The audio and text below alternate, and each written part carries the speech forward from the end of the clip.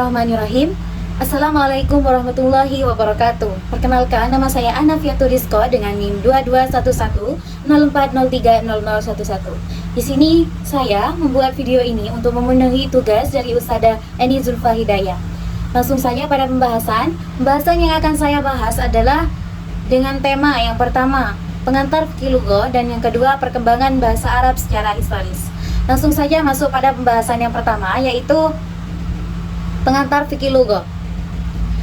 Pengertian fikih lugha secara istilah, fikih lugha terdiri dari dua suku kata, yaitu fikih dan lugha. Fikih secara etimologi berarti memahami atau mengetahui sesuatu. Senada dengan Ibnu Mazur dalam Kamus Al-Wasit, kata fikih diartikan dengan memahami sesuatu. Adapun kata lugha, Ibnu Jini mendefinisikannya sebagai berikut: aswatu yu'abbiru biha kullu qaumin an aghradihim. Bunyi yang digunakan oleh suatu kaum atau kelompok masyarakat untuk mengungkapkan maksud mereka. Dengan demikian, fikih lugha secara etimologis adalah memahami bahasa serta hakikatnya. Sementara secara terminologi, Ibrahim Al-Hamad mendefinisikannya sebagai berikut: ilmu yang mengkaji problematika bahasa dari aspek bunyi, kosakata, struktur, karakteristik fonologis, morfologis, sintaksis, dan semantik. Ilmu ini juga mengkaji tentang dialek serta problem-problem yang muncul sekitar bahasa. Kemudian langsung saja masuk pembahasan kedua, yaitu antara fikih dan ilmu lugha. Ilmu yang mengkaji tentang bahasa dalam istilah ilmu modern, yaitu barat, disebut linguistik. Namun di kalangan sarjana bahasa Arab ada dua istilah sebagai pendanaan kata linguistik, yaitu fikih lugha dan ilmu lugha.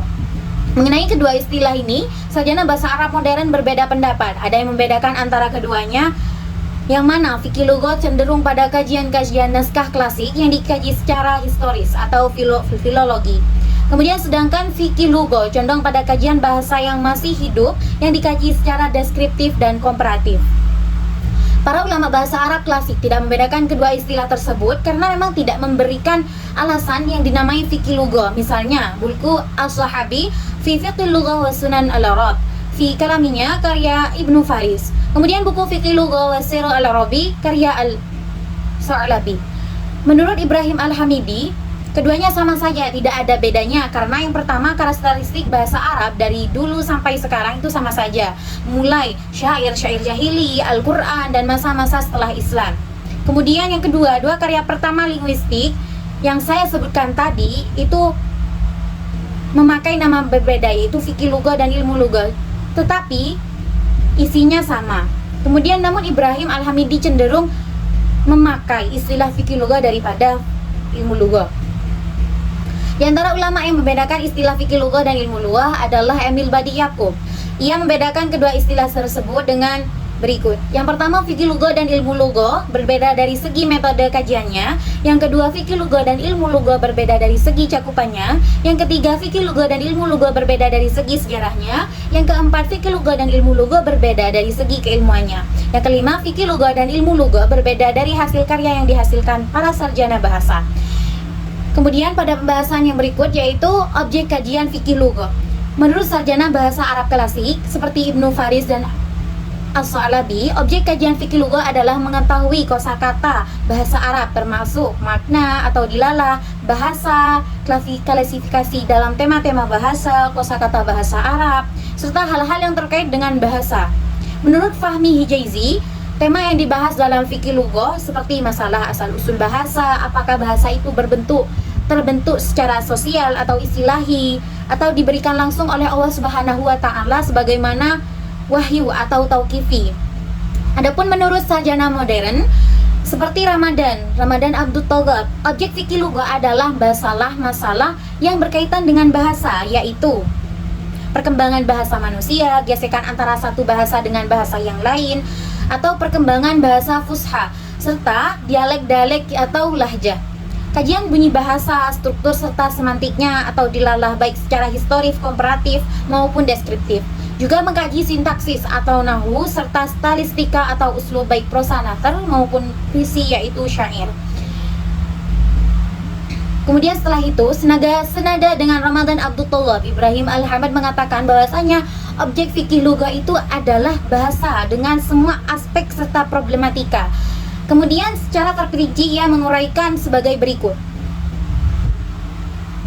Yang pertama, asal-usul bahasa. Yang kedua, karakteristik bahasa. Yang ketiga, tradisi masyarakat Arab dalam berbahasa. Yang keempat, bunyi bahasa. Yang kelima, dialek bahasa Arab. Yang keenam, morfologi Arab atau sorof. Yang ketujuh, sintaksis Arab atau nahwu. Yang kedelapan, semantik Arab atau dilalah Arabiyah. Yang kesembilan, derivasi atau istiqaq. Yang 10, polisemi, sinonim, nahat atau antonim. Yang ke-11, i'rab. Kemudian yang ke-12, leksikologi Arab atau ma'ajim Arabiyah. Yang ke-13, problematika bahasa Arab, istilah-istilah modern Arab, ajakan ke bahasa Arab Amniyah, serta meninggalkan i'rab untuk memudahkan menggunakan tulisan Arab. Yang ke-14 yaitu hasil kajian dan keputusan lembaga-lembaga bahasa.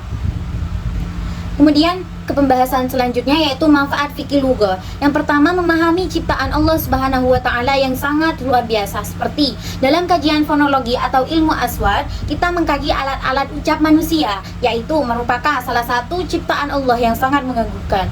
Yang kedua, agar dapat mengucapkan dengan bahasa yang benar. Yang ketiga, menggali aspek-aspek kebahasaan sehingga terungkap karakteristik dan hakikatnya. Yang keempat, mencari solusi atas problematika yang membelit bahasa Arab, seperti bahasa Arab itu sangat sulit dan statis sehingga sebagai solusinya harus meninggalkan i'rab dan menggunakan bahasa Arab yang amiyah atau sebagainya. Kemudian yang kelima, melanjutkan karya para ulama bahasa yang telah bekerja keras dalam kajian bahasa, terutama untuk kajian Al-Quran.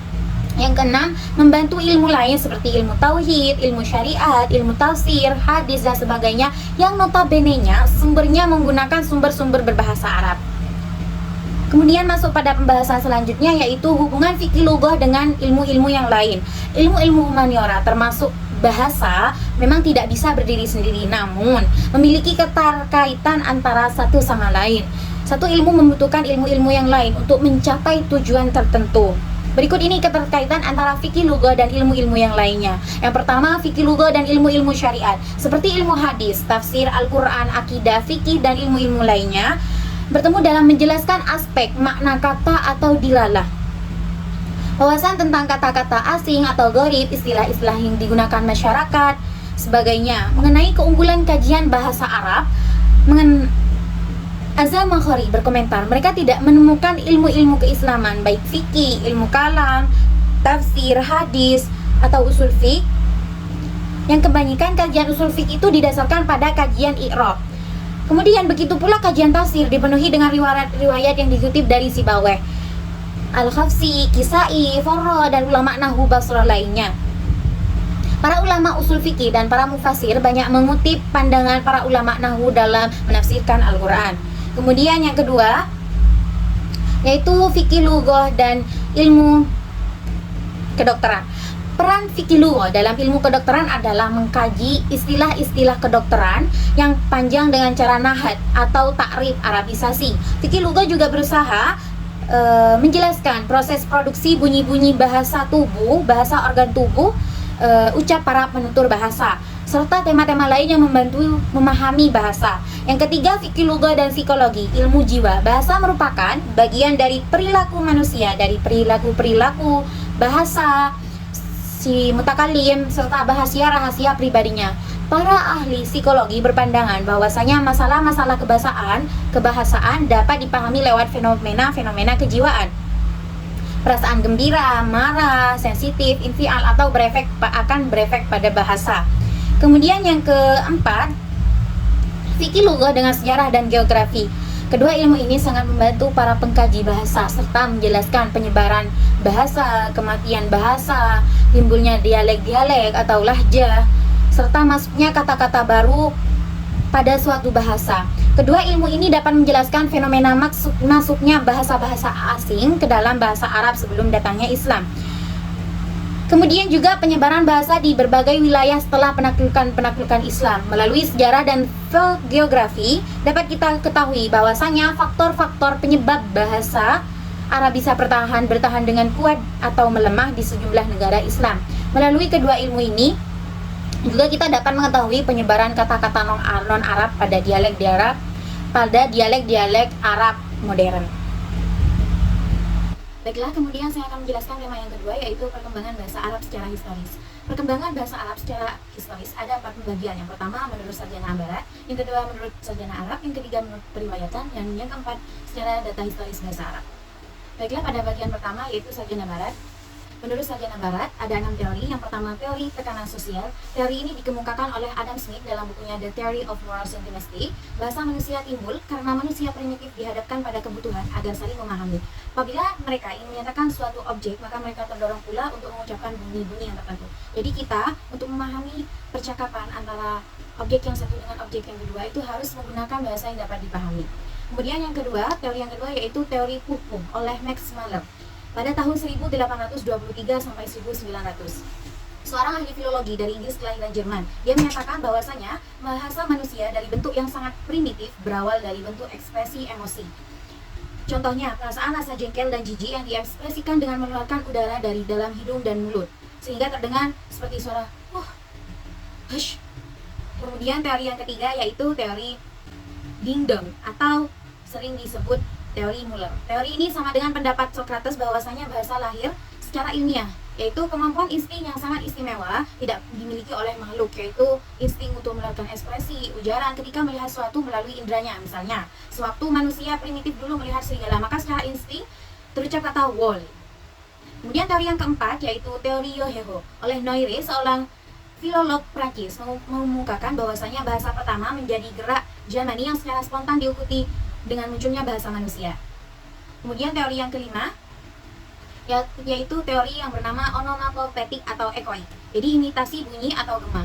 Teori Bobo yang dikemukakan oleh J.G. Herder bahwa objek-objek binatang atau peristiwa-peristiwa alam yang diberi nama sesuai dengan bunyi-bunyi yang dihasilkan oleh objek itu.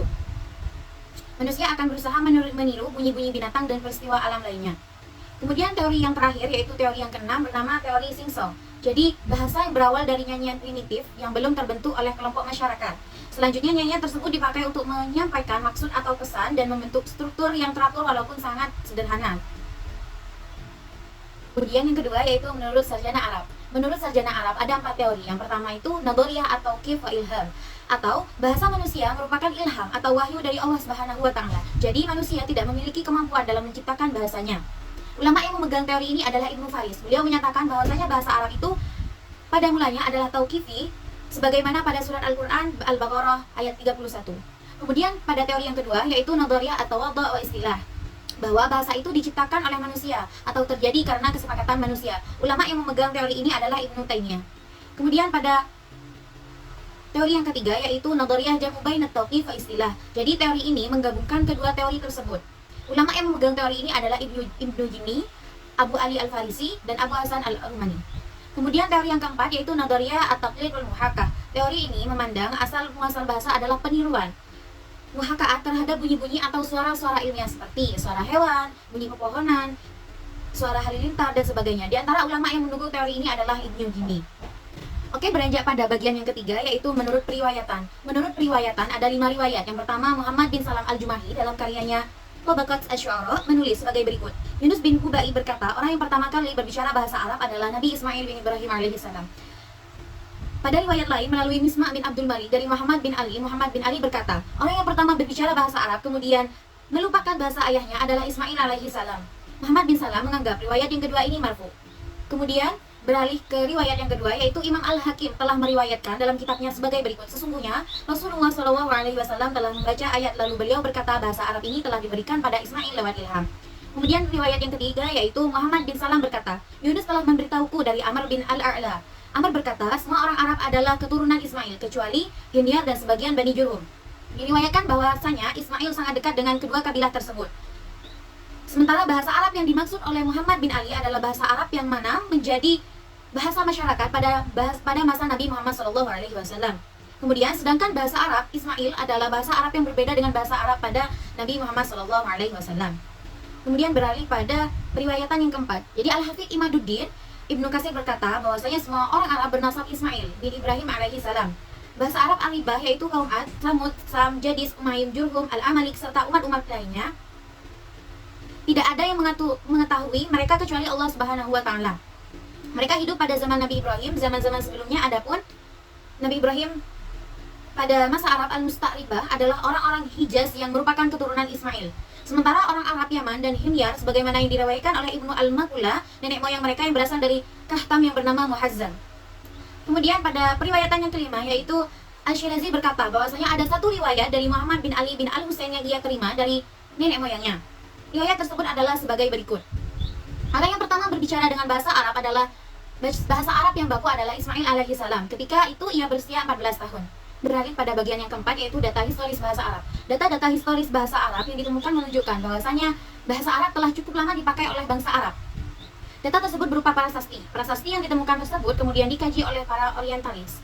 Yang hasilnya ditemukan 3 jenis prasasti. Yang pertama, prasasti Samud, yang kedua prasasti Lihian, dan yang ketiga prasasti Safa.